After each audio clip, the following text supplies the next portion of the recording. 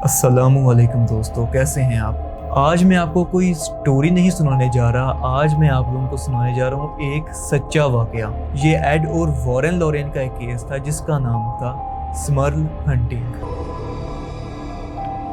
Every case is different. Every family is different.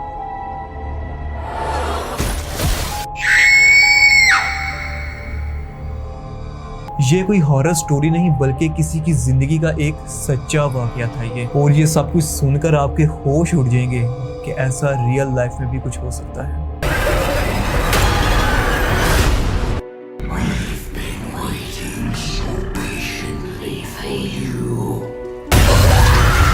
अब internet में या मूवीज वगैरह में यही दिखाया जा रहा है कि ये जो काम स्टार्ट हुआ था ये 1968 से स्टार्ट हो चुका था, लेकिन कुछ जगह पे इसके जो सोर्सेज हैं वो बता रहे हैं कि 1980s में वेस्ट पिट्सटन पेंसिल्वेनिया में वहां पर एक स्मर्ल फैमिली रहा करती थी, जिसमें एक जैक स्मर्ल और उसकी बीवी जेनेट और उसके 4 बेटियां थी और जैक के माँ बाप। और उनका घर बिल्कुल नॉर्मल था, लेकिन कुछ ऐसी एक्टिविटीज हुई कि उनकी जिंदगी फिर नॉर्मल नहीं रही। और ये सारा कुछ जो था ये अचानक स्टार्ट नहीं हो गया, बल्कि कुछ निशानियां थी जिसके बाद ये सारे काम होने स्टार्ट हो गए थे। जैसे छोटी छोटी सी बात पर आपस में लड़ाई हो जाना, या हवा के अंदर किसी खुशबू का शामिल होना, अचानक से खुशबू का आना शुरू हो जाना, या फिर किसी स्मेल का आना शुरू हो जाना। बच्चों ने तो ये नोट किया ही था, मगर उनके पेरेंट्स ने भी बाद में ये नोटिस करना स्टार्ट कर दिया कि दरवाज़ा बिना हवा के कभी ये खुल रहा है और कभी ये बंद हो रहा है। तो ये किस तरह से हो सकता है। तो उस फैमिली में 8 लोग रहते थे, तो उन्होंने कहा शायद ये किसी बच्चे की शरारत हो सकती है। या कई घरों में आज भी ऐसा होता है कि वो अपने जो घर का दरवाज़ा होता है वो बाहर से बंद नहीं करते। कोई आ रहा है, कोई जा रहा है, तो ज़रूरत नहीं है जब सारे आ जाएंगे तो दरवाज़ा बंद कर देंगे। मगर उनको ये नहीं था पता कि उनके साथ पैरानॉर्मल एक्टिविटी होना स्टार्ट हो चुकी है।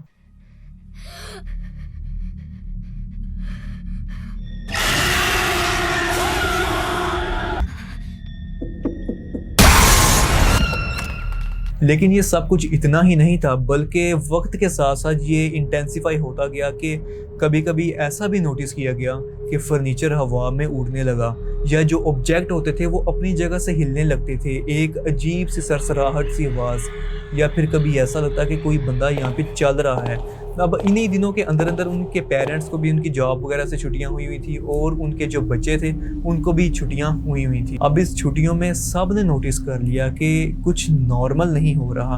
अब कोई तो यहाँ पर ये भी कहने लगा कि यहाँ पर पैरानॉर्मल एक्टिविटी जो होना है वो स्टार्ट हो चुकी है। और कुछ लोग ये कह रहे थे कि ये रूह का हमला है या किसी डीमन का हमला है। अब ये इतना ज़्यादा होने लगा कि उनके जो माँ बाप थे, उनके जो पेरेंट्स थे बच्चों के, वो रोना शुरू हो जाते थे। तो जब किसी फैमिली के साथ इतना सब कुछ होना शुरू हो जाए तो कौन अपने तक बात रखेगा।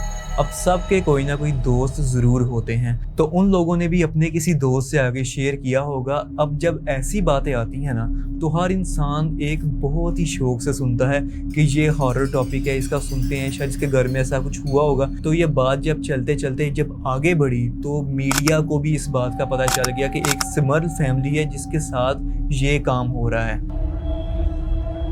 How many cases you guys had? तो उनके घर के बाहर भी सारे फोटोग्राफर, वीडियोग्राफर और ये सारे पैरानॉर्मल इन्वेस्टिगेटर जो सिर्फ अपनी एक तसल्लियाँ देने के लिए आते थे आप लोगों को कि हम आपके साथ हैं, आपको ऐसा कुछ नहीं हो सकता, ये वो जैसे अंग्रेज़ लोग करते हैं वैसा ही सारा काम हुआ। मगर एक्चुअल में वो वैसा कुछ भी नहीं था।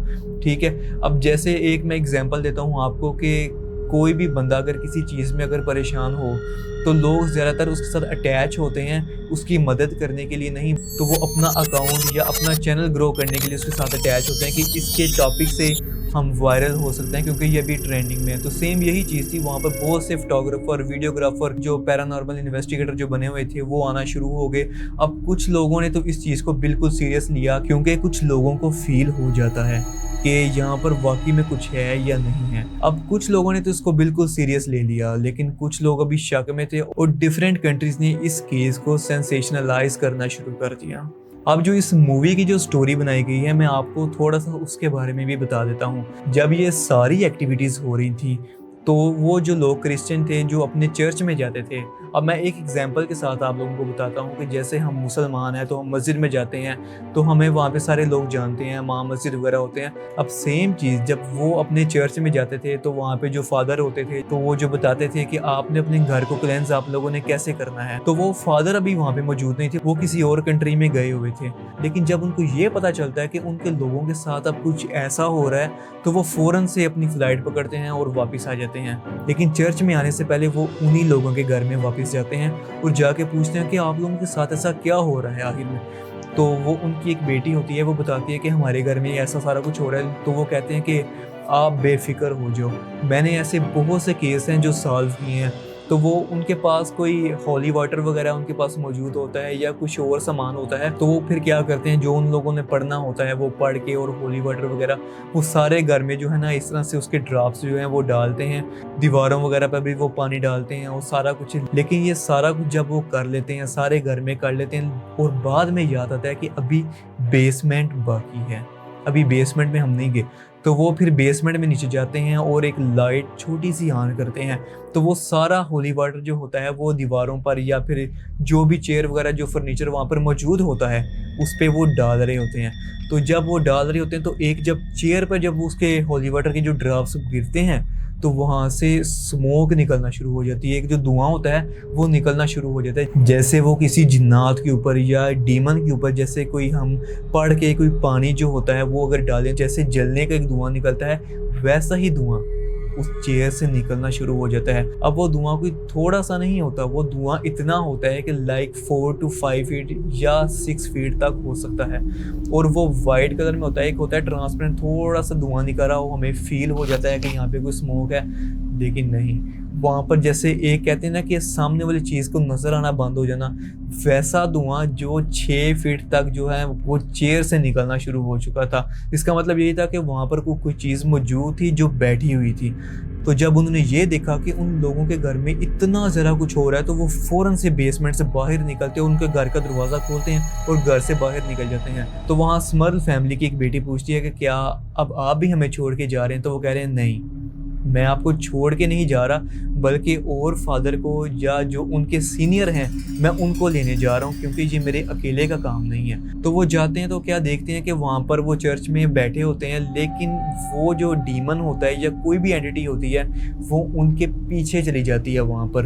अब वो चर्च में जाती है तो वो जाके कहते हैं कि मुझे एक फादर से मिलना है, तो मेरी उनसे मुलाकात करवा दें। एक औरत वहाँ पर बैठी होती है, तो वो कहती है कि आप यहाँ पर वेट कीजिए, थोड़ा सा टाइम लगेगा तो फादर दूसरे आ जाएंगे। तो वो जो फादर होते हैं वो इंतज़ार करना शुरू कर देते हैं कि अभी वो आएंगे तो मैं उनसे सारा ये वाक़या जो होगा मैं वो डिस्कस करूँगा। अभी ये वो इस तरह सोच रहे होते हैं, अपना सर नीचे करके अभी वो सोच रहे होते हैं, तो क्या देखते हैं उनके जो सामने जो औरत बैठी होती है जिसको वो कहते हैं कि मुझे कॉल करवा दें, वो अब वहाँ पर चेयर पे मौजूद नहीं होती और कमरे में अंधेरे का एक माहौल होता है। अगर आप किसी रूम में जाएँ तो देखते हैं थोड़ी बहुत लाइट होती है, एक रोशन होता है कमरा।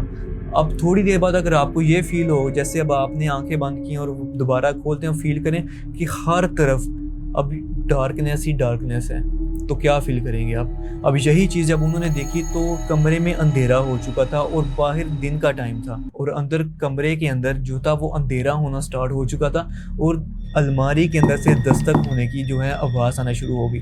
अब इतना सारा कुछ होने के बाद आई डोंट नो कि वहाँ पर उनको डिप्रेशन अटैक हुई हो रहा है या फिर क्या हुआ, या वो पोजेस्ड हो जाते हैं फादर। तो वो क्या करते हैं, वहाँ पर एक टेलीफोन, जो पुराने टाइम के जो टेलीफोन होते थे उसकी तार थी वहाँ पर, अब वो तार वहाँ से निकालते हैं, अपने गले में डालते हैं और बिल्डिंग के साथ वो एक बांध के ऊपर से जंप कर देते हैं। अब वो जो फादर होते हैं वो सिर्फ स्मर्ल फैमिली के फादर नहीं होते, बल्कि वो एड और वॉरेन लॉरेन के भी फादर होते हैं, और वो उनकी बहुत रिस्पेक्ट करते हैं। अब जब उन्हें ये पता चलता है कि फादर की कुछ इस तरीके से डेथ हो चुकी है, अब उन्हीं दिनों के अंदर एड और वॉरेन लॉरेन की जो बेटी थी उसके साथ भी पैरानॉर्मल एक्टिविटीज़ होना स्टार्ट हो चुकी थी।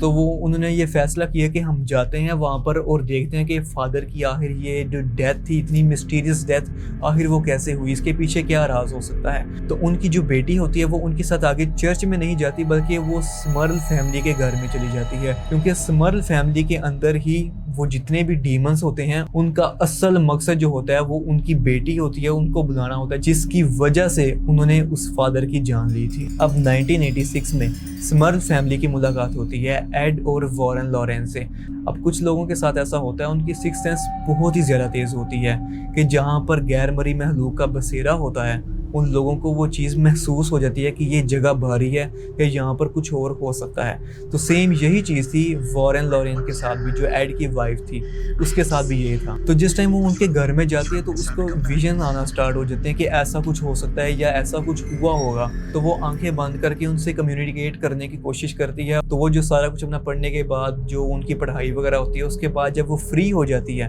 तो वो बताती है कि यहाँ पर एक नहीं, यहाँ पर चार स्पिरिट है। यहाँ पे एक बुजुर्ग औरत है यहाँ पर, और एक यहाँ पे लड़की है, और एक यहाँ पर मर्द है, और एक यहाँ पर बहुत ही वायलेंट डीमन मौजूद है यहाँ पर। लेकिन इतना सब कुछ होने के बाद वॉरेन ने और एड ने कहा कि आप लोग यहाँ पर बैठो, कि जो लोग डर गए होते हैं ना, ये आपके डर से आपके ऊपर हमला करते हैं, तो डरने की ज़रूरत नहीं है। तो वहाँ पे वो सारी फैमिली रह रही होती है, और क्योंकि उनकी फैमिली भी काफ़ी बड़ी होती है, और जब वो तसल्लियाँ दे रहे होते हैं तो फिर एड ये सोचता है कि इनको तसल्ली देते हैं, इनके साथ थोड़ा टाइम स्पेंड करते हैं, हम अभी यहाँ ही रहेंगे इनके साथ तब तक जब तक इनका ये केस सॉल्व नहीं हो जाता।